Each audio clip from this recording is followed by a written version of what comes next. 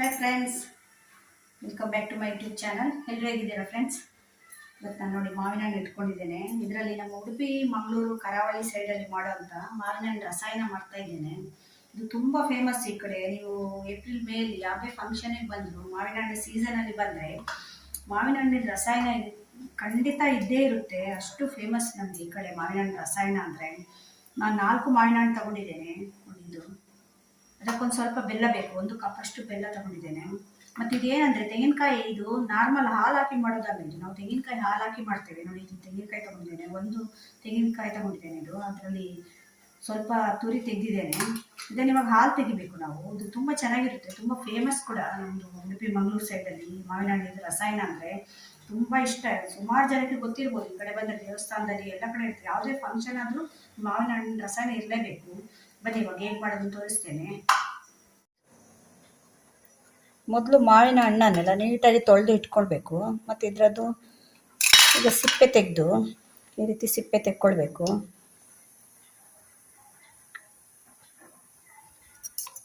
ಈ ರೀತಿ ಎಲ್ಲ ಸಿಪ್ಪೆ ತೆಗಿಬೇಕು. ಇದು ಮಾವಿನ ಹಣ್ಣು ಹೇಗೆ ಅಂದರೆ ನಿಮಗೆ ತುಂಬ ಸಿಹಿ ಇರಬಾರ್ದು. ಒಂದು ಸ್ವಲ್ಪ ಹುಳಿ ಮತ್ತು ಸಿಹಿ ಇದ್ದರೆ ತುಂಬ ಚೆನ್ನಾಗಿರುತ್ತೆ ರಸಾಯನದಲ್ಲಿ. ಏಕೆಂದರೆ ನಾವು ಸಿಹಿಗೆ ಬೆಲ್ಲ ಹಾಕ್ತೇವಲ್ಲ, ಅದರಿಂದ ಒಂದು ಸ್ವಲ್ಪ ಹುಳಿ ಮತ್ತು ಸಿಹಿ ಇರುವಂಥದ್ದು ತಗೊಂಡ್ರೆ ಚೆನ್ನಾಗಿ ಬರುತ್ತೆ. ಸಿಪ್ಪೆ ಇರಬಾರ್ದು ಸ್ವಲ್ಪ ಕೂಡ. ಸಿಪ್ಪೆ ಎಲ್ಲ ಚೆನ್ನಾಗಿ ತೆಕ್ಕೊಳ್ಬೇಕಾಗುತ್ತೆ. ನಿಮಗೆ ಎಷ್ಟು ಬೇಕೋ ಅಷ್ಟು ಮಾಡ್ಕೊಳ್ಬೋದು. ಇದರಲ್ಲಿ ಸುಮಾರು 3-4 ಲೋಟದಷ್ಟು ರಸಾಯನ ಆಗುತ್ತೆ. ಇದರಲ್ಲಿ 4 ಮಾವಿನ ಹಣ್ಣು ಹಾಕಿದರೆ ನಿಮಗೆ. ನೀವು ಮನೆಯಲ್ಲಿ ಎಷ್ಟು ಜನ ಇದ್ದೀರಿ ಅಂತ ನೋಡ್ಕೊಂಡು ಮಾಡ್ಕೊಳ್ಳಿ. ಮತ್ತು ಸಿಹಿ ಕೂಡ ಅಷ್ಟೇ. ಇದು ನಾನು ಹಾಕ್ತಾ ಇರೋದು ಮೀಡಿಯಮ್ ಸಿಹಿ. ನಿಮಗೆ ಜಾಸ್ತಿ ಸಿಹಿ ಯಾಕೆಂದರೆ ಇದೊಂದು ಸ್ವಲ್ಪ ಸಿಹಿ ಇದೆ ಮಾವಿನ ಹಣ್ಣು. ಮಾವಿನ ಹಣ್ಣು ಮೇಲೆ ಡಿಪೆಂಡ್ ಆಗುತ್ತೆ ನೀವು ಸಿಹಿ ಹಾಕೋದು ಬೆಲ್ಲ ಹಾಕೋದು. ನಿಮಗೆ ಎಷ್ಟು ಸಿಹಿ ಬೇಕು ಅಂತ ನೋಡ್ಕೊಂಡು ಹಾಕ್ಕೊಳ್ಬೇಕು. ಮಾವಿನ ಹಣ್ಣು ತುಂಬ ಸಿಹಿ ಇದ್ದರೆ ಸ್ವಲ್ಪ ಬೆಲ್ಲ ತಗೊಳುತ್ತೆ ಅಷ್ಟೇ. ಮತ್ತು ತೆಂಗಿನ ಹಾಲು ಕೂಡ ಹಾಕ್ತೇವಲ್ಲ, ತೆಂಗಿನ ಹಾಲು ಕೂಡ ತುಂಬ ಒಳ್ಳೆಯದು ಆರೋಗ್ಯಕ್ಕೆ. ಯಾಕೆಂದರೆ ನಾವು ಈ ಕಡೆ ನಮಗೆ ಉಡುಪಿ ಮಂಗಳೂರು ಕಡೆ ಎಲ್ಲ ಜಾಸ್ತಿ ತೆಂಗಿನಕಾಯಿನ ಯೂಸ್ ಮಾಡ್ತೇವೆ. ತೆಂಗಿನಕಾಯಿ ಮತ್ತು ತೆಂಗಿನಕಾಯಿ ಎಣ್ಣೆ ಇದೆಲ್ಲ ಜಾಸ್ತಿ ಯೂಸ್ ಮಾಡ್ತೇವೆ. ಯಾಕೆಂದರೆ ಅದು ನಮಗೆ ಸ್ಕಿನ್ಗೆಲ್ಲ ತುಂಬ ಒಳ್ಳೆಯದು. ಅದರಿಂದ ತೆಂಗಿನಕಾಯಿ ಹಾಲು ಕೂಡ ಒಳ್ಳೆಯದು. ಮಾವಿನ ಹಣ್ಣು ಕೂಡ ವಿಟಮಿನ್ ಸಿ ತುಂಬ ಇರುತ್ತೆ. ಇದು ಕೂಡ ನಮಗೆ ತುಂಬ ಒಳ್ಳೆಯದು. ಅದರಿಂದ ಈ ಸೀಸನಲ್ಲಿ ಸಿಗುವ ಫುಡ್ಡನ್ನು ಆದಷ್ಟು ನಾವು ಯೂಸ್ ಮಾಡಬೇಕು. ಎಲ್ಲ ತರಕಾರಿ ಆಗಲಿ ಹಣ್ಣಾಗಲಿ ಯಾವುದೇ ಆಗಲಿ. ಇದು ಮಾವಿನ ಹಣ್ಣಿನ ಸೀಸನ್ ಅಲ್ವ, ಈಗ ಸೀಸನ್ ಆದ್ದರಿಂದ ತುಂಬ ಬರ್ತಾ ಇದೆಯಲ್ಲ, ಅದರಿಂದ ಒಂದು ರಸಾಯನ ಮಾಡ್ತಾ ಇದ್ದೆ. ಅದರಿಂದ ನಿಮಗೂ ಕೂಡ ತೋರಿಸ್ತೇನೆ. ನಮ್ಮ ಕಡೆ ಸ್ಪೆಷಲ್ ಅಲ್ವ ಇದು, ತುಂಬ ಜನಕ್ಕೆ ಗೊತ್ತಿರುತ್ತೆ. ಇವಾಗೆಲ್ಲ ಒಂದು ಸಲ ತಕ್ಕೊಳ್ಬೇಕು. ಸಿಪ್ಪೆ ಎಲ್ಲ ತಕ್ಕೊಂಡು ಆಮೇಲೆ ತೋರಿಸ್ತೇನೆ. ಇವಾಗ ನೋಡಿ, ಸಿಪ್ಪೆ ಎಲ್ಲ ತೆಗೆದಿದ್ದೇನೆ. ಹೇಗೆ ಕಾಣ್ತಿದೆ ನೋಡಲಿಕ್ಕೆ. ಇವಾಗ ಇದನ್ನು ಸಿಪ್ಪೆ ಎಲ್ಲ ತೆಗೆದ್ಮೇಲೆ ಇದನ್ನು ಸ್ವಲ್ಪ ಈ ರೀತಿ ಎಲ್ಲ ಅದರದ್ದು ಮಾಂಸ ಎಲ್ಲ ತೆಗಿಬೇಕು. ತುಂಬ ತೆಗಿಬಾರ್ದು. ಸ್ವಲ್ಪ ಅದು ಇದು ವಾಟೆ ಇದೆಯಲ್ಲ ಅದರಲ್ಲಿ ಕೂಡ ಸ್ವಲ್ಪ ಮಾಂಸ ಇರಬೇಕು. ಯಾಕೆಂದರೆ ಅದು ನಾವು ತಿನ್ನುವಾಗ ನಮಗೆ ಕೆಲವರು ಜ್ಯೂಸ್ ಆಗಿ ಕುಡಿತಾರೆ, ಕೆಲವರು ತಟ್ಟೆಗೆ ಹಾಕ್ಕೊಂಡು ತಿಂತಾರೆ. ಆಗ ತಿನ್ನುವಾಗ ನಮಗೆ ಸಿಗಬೇಕಲ್ಲ, ಅದನ್ನು ಇಷ್ಟು ನೋಡಿ ಇಷ್ಟು ಬಿಡಬೇಕು. ಅದರ ಸ್ವಲ್ಪ ಮಾಂಸ ತೆಗೆದು 3/4 ವಾಸಿ ತೆಗಿಬೇಕು. ಒಂದು 1/4 ವಾಸಿ ಅದರಲ್ಲೇ ಇರಬೇಕು. ನೋಡಿ ಹೀಗೆ ತೆಗೆದರೆ ಆಯಿತು. ಇದು ನಮ್ಮ ಕಡೆ ನೀರು ದೋಸೆ ಅಂತೆಲ್ಲ ಬರುತ್ತೆ. ಅದಕ್ಕೆ ಕಾಂಬಿನೇಷನ್ ಆಗಿ ಮಾಡ್ತಾರೆ. ಪೂರಿಗೆ ಮಾಡ್ತಾರೆ, ಮತ್ತು ಶಾವಿಗೆ ಮಾಡ್ತಾರೆ, ಒತ್ತು ಶಾವಿಗೆ ಅಂತ, ಅದಕ್ಕೆ ಕೂಡ ಮಾಡ್ತಾರೆ ಇದು. ಮತ್ತು ಅವಲಕ್ಕಿ ಜೊತೆ ನೆನೆಸಿ ಅವಲಕ್ಕಿ ಜೊತೆ ಕೂಡ ತಿಂತಾರೆ. ತುಂಬ ಥರ ವೆರೈಟಿಗೆ ಯೂಸ್ ಮಾಡ್ತಾರೆ ಇದನ್ನು. ಮತ್ತು ಏನೂ ಇಲ್ಲ ಅಂದರೆ ಹಾಗೆ ಕೂಡ ತಿನ್ಬೋದು. ನಾನಿವತ್ತು ಹಾಗೆ ಮಾಡ್ತಾ ಇದ್ದೇನೆ. ಅದಕ್ಕೆ ಏನಂದರೆ ಮಾವಿನ ಹಣ್ಣು ಚೆನ್ನಾಗಿ ಹಣ್ಣಾದರೆ ನಿಮಗೆ ತುಂಬ ಚೆನ್ನಾಗಿರುತ್ತೆ. ಇದೊಂದು ಸ್ವಲ್ಪ ಕಾಯಿ ಇದೆ, ಹಣ್ಣಾಗಿರಬೇಕು ಮಾವಿನ ಹಣ್ಣು. ತುಂಬ ಚೆನ್ನಾಗಿ ಬರುತ್ತೆ ನಿಮಗೆ.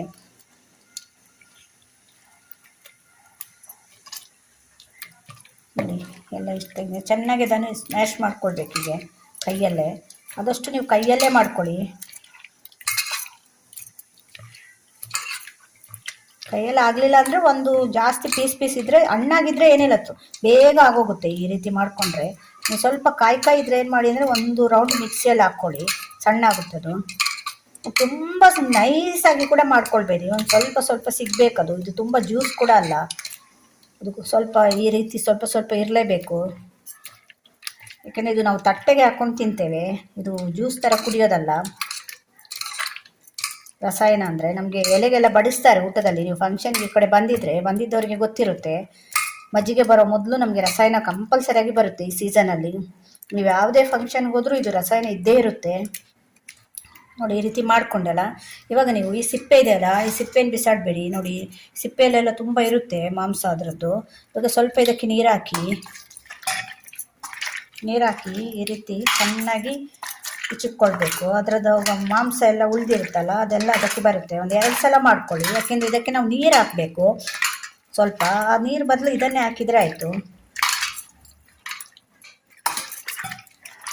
ತುಂಬ ಹಾಕಿದ್ರು ಕೂಡ ಮಾವಿನಕಾಯಿದು ಒಂಥರ ಕಹಿ ಬರುತ್ತೆ. ಅದರಿಂದ ಎಷ್ಟು ಗೊತ್ತಾಗುತ್ತೆ ಅಲ್ಲ ನಿಮಗೆ ಅದರಲ್ಲಿ ಮಾಂಸ ಇದೆ ಇನ್ನೂ ಅಂತ. ನೋಡಿ ಇಷ್ಟು ಬಂತು ನೋಡಿ, ಇಲ್ಲಾಂದರೆ ಅದು ವೇಸ್ಟ್ ಆಗುತ್ತೆ. ಅದರಿಂದ ಹಾಕ್ಕೊಳ್ಬೇಕು.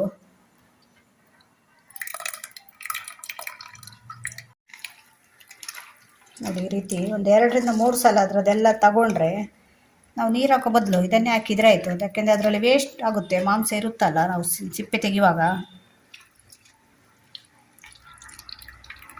ಆದರೆ ಸಿಪ್ಪೆ ಬೀಳಬಾರ್ದು, ಸಿಪ್ಪೆ ಬೀಳದೆ ರಸ ಮಾತ್ರ ಹಾಕಿ.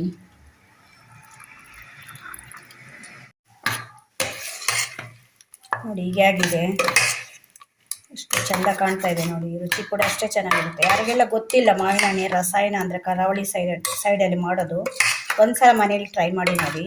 ಇವಾಗ ಇದಕ್ಕೆ ನಾನು ಬೆಲ್ಲ ಹಾಕ್ತಾ ಇದ್ದೇನೆ. ಬೆಲ್ಲ ನೋಡ್ಕೊಂಡು ಹಾಕಿ. ನಾನು 1 ಕಪ್ ತಗೊಂಡಿದ್ದೇನೆ, ನೋಡ್ಕೊಂಡು ಹಾಕ್ತೇನೆ ನಾನು. ಯಾಕೆಂದರೆ ಇವಾಗ ನಿಮಗೆ ಸಿಹಿ ಅನಿಸಿದ್ರು ನಾವು ತೆಂಗಿನಕಾಯಿ ಹಾಲು ಹಾಕ್ತೇವಲ್ಲ, ಅದನ್ನು ತೆಂಗಿನಕಾಯಿ ಹಾಲು ತೆಗೆದು ಹಾಕ್ಲಿಕ್ಕಿದೆ. ಆವಾಗ ನಿಮಗೆ ಅದು ಸಿಹಿ ಕಮ್ಮಿ ಕಾಣುತ್ತೆ.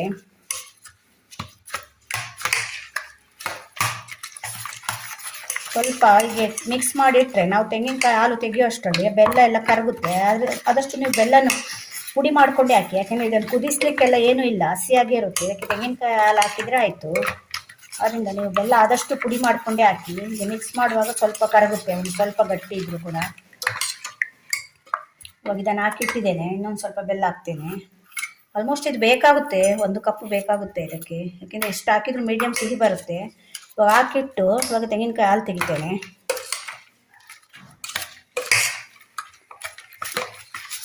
ಇವಾಗ ಇದಿರಲಿ, ಈಗ 10 ನಿಮಿಷ ಇರಲಿ. ಇವಾಗ ತೆಂಗಿನಕಾಯಿ ಹಾಲು ತೆಗೆದುಕೊಂಡು ಬರೋಣ. ನಾನು 4 ಮಾವಿನ ಹಣ್ಣು ತಗೊಂಡಿದ್ದೆ, ಅದಕ್ಕೆ 1 ಕಪ್ಪು ಚಿಕ್ಕ ಕಪ್ಪಲ್ಲಿ ಬೆಲ್ಲ ತಗೊಂಡಿದ್ದೇನೆ. ಇದೊಂದು ಸಾಧಾರಣ ದೊಡ್ಡ ಕಪ್ಪಲ್ಲಿ 1 ತೆಂಗಿನಕಾಯಿ ತುರಿ ತಗೊಂಡಿದ್ದೇನೆ. ಇದು ದೊಡ್ಡ ತೆಂಗಿನಕಾಯಿದು ಹಾಫ್, ಇದು ಫುಲ್ ತೆಂಗಿನಕಾಯಿ ಅಲ್ಲ, ಹಾಫ್ ಇದು. ಇದರದ್ದು ಹಾಲು ತೆಗಿತಾ ಇದ್ದೇನೆ. ಇದನ್ನು ಮಿಕ್ಸಿಗೆ ಹಾಕ್ಕೊಳ್ಬೇಕು ಇವಾಗ, ಹಾಲು ತೆಗಿಬೇಕು ಅಂದರೆ. ನೀವು ನಾರ್ಮಲ್ ಹಾಲು ಹಾಕಿ ಕೂಡ ಮಾಡ್ಬೋದು, ಆದರೆ ನಿಮ್ಗೆ ಏನಾಗುತ್ತೆ ಅದು ಮಿಲ್ಕ್ ಶೇಕು ಜ್ಯೂಸ್ ಥರ ಆಗುತ್ತೆ. ಇದು ರಸಾಯನ ಅಂತ ಬರಲ್ಲ, ತೆಂಗಿನಕಾಯಿ ಹಾಲಿದ್ದು ರುಚಿಯೇ ಬೇರೆ, ತುಂಬ ಚೆನ್ನಾಗಿರುತ್ತೆ. ಇದಕ್ಕೆ ಒಂದು ಸ್ವಲ್ಪ ನೀರು ಹಾಕಿ 2ರಿಂದ 3 ಸಲ ಇದನ್ನು ಹಾಲು ತೆಕ್ಕೊಳ್ಬೇಕು. ಇವಾಗ ಫಸ್ಟು ನಾವು ಇದರದ್ದು ಗಟ್ಟಿ ಹಾಲು ತೆಗಿಬೇಕು. ಇವಾಗ ಮಿಕ್ಸಿಯಲ್ಲಿ ಹಾಕ್ಕೊಂಡು ಬರ್ತೇನೆ.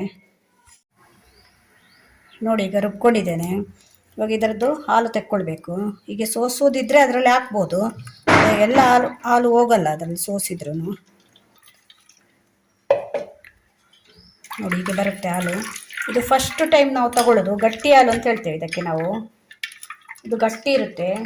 ಮತ್ತು ಇದೇ ರೀತಿ ನಾವು 2ರಿಂದ 3 ಸಲ ತೊಗೊಳ್ಬೇಕು. ಅದು ಸಪ್ರೇಟಾಗಿ ಇಟ್ಕೊಳ್ಬೇಕು. ನೀವು ಬೇಕಾದರೆ ಮಾತ್ರ ಮಿಕ್ಸ್ ಮಾಡ್ಕೊಳ್ಳೋದು. 2 ಸಲ ತಗೊಳ್ಳೋ ಹಾಲನ್ನು ಗಟ್ಟಿ ಹಾಲು ಅಂತ ಹೇಳ್ತೇವೆ. ಆಮೇಲೆ ಅದು ನೀರು ಬರುತ್ತೆ, ಅದನ್ನು ಸಪ್ರೇಟಾಗಿ ಇಟ್ಕೊಳ್ಬೇಕು. ಅದೊಂದು ಸಲ ಎಲ್ಲ ಹಾಲು ತೊಗೊಂಡು ಆಮೇಲೆ ತೋರಿಸ್ತೇನೆ. ನೋಡಿ ಫಸ್ಟ್ ತಗೊಂಡ ಹಾಲು ಇಷ್ಟು ಗಟ್ಟಿ ಬಂದಿದೆ. ಇವಾಗ ಇನ್ನೊಮ್ಮೆ ತಗೊಳ್ತೇನೆ, ಯಾಕೆಂದರೆ ನಾವು ಅಷ್ಟು ಹಾಕಿದ್ದೇವಲ್ಲ, ಸ್ವಲ್ಪ ನೀರಾಗಿ ಬರಬೇಕಲ್ಲ, ಅದರಿಂದ ತುಂಬ ತೆಳು ಕೂಡ ಆಗಬಾರ್ದು ಹಾಲು. ಇವಾಗ ಇದಕ್ಕೆ ಇನ್ನೊಂದು ಸ್ವಲ್ಪ ನೀರು ಹಾಕಿ ಇನ್ನೊಮ್ಮೆ ರುಬ್ಕೊಂಡು ಬರ್ತೇನೆ.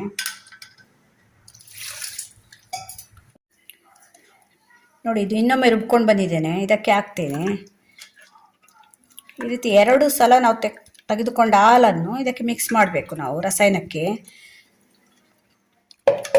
ಇದು ನೀವು ಹಾಲು ತೆಗೆದಷ್ಟು ಅದರದ್ದು ಸತ್ವ ಎಲ್ಲ ಬಿಡ್ತಾ ಬರುತ್ತೆ. ನೋಡಿ ಇವಾಗ ತೆಂಗಿನಕಾಯಲ್ಲಿ ಏನಿಲ್ಲ ನೋಡಿ, ಮತ್ತೊಮ್ಮೆ ಕೂಡ ಹಾಕಿ ತೆಗೆದು ಇಟ್ಕೊಳ್ಬೋದು. ಬೇಕಾದರೆ ಮಾತ್ರ ಮಿಕ್ಸ್ ಮಾಡಿ, ಏನಾದರೂ ನೀವು ಎಕ್ಸ್ಟ್ರಾ ಮಿಕ್ಸ್ ಮಾಡಬೇಕು ಅಂತ ಅನಿಸಿದರೆ ಇವಾಗ ಮಿಕ್ಸ್ ಮಾಡಿದರೆ ಆಯಿತು. ನೋಡಿ ತೆಂಗಿನಕಾಯಿ ಹಾಲನ್ನು ಇವಾಗ ಇದಕ್ಕೆ ಹಾಕ್ತಾ ಇದ್ದೇನೆ. ಇದು ಲಾಸ್ಟಲ್ಲಿ ಸ್ವಲ್ಪ ಹಾಲು ತೆಗೆದು ಇಟ್ಕೊಂಡಿದ್ದೇನೆ. ಇದು ಬೇಕಾದರೆ ಮಾತ್ರ ಮಿಕ್ಸ್ ಮಾಡಬೇಕು. ಇದು 3rd ಟೈಮ್ ತೆಗೆದಂಥ ಹಾಲಿದು.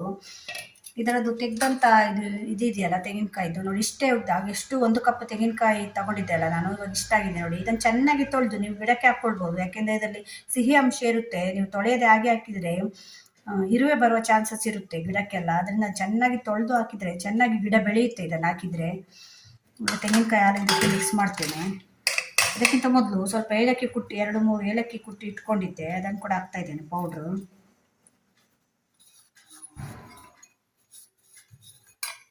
ಈ ಸೆಕೆಗಾಲದಲ್ಲಿ ಇದನ್ನು ಬೇಕಾದ್ರೆ ನೀವು ಹಾಗೆ ಕೂಡ ತಿನ್ಬೋದು, ಇಲ್ಲಾಂದರೆ ಫ್ರಿಜ್ಜಲ್ಲಿಟ್ಟು ತಂಪು ಮಾಡಿ ಕೂಡ ಕುಡಿಬೋದು, ತಿನ್ಬೋದು. ತುಂಬ ಚೆನ್ನಾಗಿರುತ್ತೆ. ಒಂದ್ಸಲ ಟ್ರೈ ಮಾಡಿ ನೋಡಿ. ನೋಡಿ ಇವಾಗ ಗಟ್ಟಿ ತೆಂಗಿನಕಾಯಿ ಹಾಲಿದು ಇದಕ್ಕೆ ಹಾಕಿ ಮಿಕ್ಸ್ ಮಾಡ್ತಾ ಇದ್ದೇನೆ. ನೋಡ್ಕೊಂಡು ಮಿಕ್ಸ್ ಮಾಡಿ, ನಿಮ್ಗೆ ಎಷ್ಟು ಬೇಕೋ ಅಷ್ಟು. ಇದು ತುಂಬ ಗಟ್ಟಿ ಕೂಡ ಇರಲ್ಲ, ತುಂಬ ನೀರು ಕೂಡ ಇರಲ್ಲ, ಮೀಡಿಯಮ್ ಇರುತ್ತೆ ಇದು. ನೋಡಿ ಅದನ್ನೇ ಇರುತ್ತೆ. ಇವಾಗ ಅದೆಲ್ಲ ತೆಂಗಿನಕಾಯಿ ಹಾಲು ಹಿಡಿಯುತ್ತೆ ಇದಕ್ಕೆ. ತುಂಬ ಮಕ್ಕಳಿಂದ ಹಿಡಿದು ದೊಡ್ಡವರಿಗೆ ಎಲ್ರಿಗೂ ತುಂಬ ಇಷ್ಟ ಆಗುತ್ತೆ, ಅಷ್ಟು ಚೆನ್ನಾಗಿರುತ್ತೆ ಇದು. ಒಂದ್ಸಲ ಟ್ರೈ ಮಾಡಿ ನೋಡಿ. ಇದು ನಮ್ಮ ಕರಾವಳಿ ಸ್ಪೆಷಲ್ ಇದು. ಎಲ್ಲರ ಮನೆಯಲ್ಲಿ ಮಾವಿನ ಹಣ್ಣಿನ ಸೀಸನ್ ಬಂದರೆ ಸಾಕು, ಎಲ್ಲರ ಮನೆಯಲ್ಲಿ ಇದು ಕಂಪಲ್ಸರಿಯಾಗಿ ಮಾಡ್ತಾನೆ ಇರ್ತಾರೆ, ವರ್ಷ ಇಡೀ ಮಾಡ್ತಾರೆ. ಯಾರ ಮನೆಗೆ ಹೋದ್ರೂ ಇದು ಮಾವಿನ ಹಣ್ಣಿನ ರಸಾಯನ ಸಿಗುತ್ತೆ ನಿಮಗೆ ಈ ಟೈಮಲ್ಲಿ. ಇದನ್ನು ಕೂಡ ಹಾಕ್ಕೊಳ್ತಾ ಇದ್ದೇನೆ ನೋಡಿ. ಇವಾಗ ಈ ಹಾಲು ಅಗತ್ಯ ಬರೋಲ್ಲ ನಮಗೆ, ಇದು ಎಕ್ಸ್ಟ್ರಾ ಆಯಿತು. ಅದು ನೀವು ಬೇಕಿದ್ರೆ ಹಾಗೆ ಕೂಡ ಬೇರೆ ಮತ್ತೆ ಸ್ವಲ್ಪ ಯೂಸ್ ಮಾಡಿ ಹಾಗೆ ಮಾಡ್ಕೊಳ್ಳೋದು. ಅದು ಮಿಲ್ಕ್ ಶೇಕ್ ಥರ ಕೂಡ ಮಾಡ್ಕೊಳ್ಬೋದು. ಮಾವಿನ ಹಣ್ಣಿದ್ದೆ ಅದನ್ನು ತೆಗೆದು ಮಿಲ್ಕ್ ಶೇಕ್ ಥರ ಯೂಸ್ ಮಾಡ್ಕೊಳ್ಬೋದು. ಮಾವಿನ ಹಣ್ಣಿನ ರಸಾಯನ ಇವಾಗ ರೆಡಿಯಾಗಿದೆ, ತುಂಬ ಚೆನ್ನಾಗಿರುತ್ತೆ.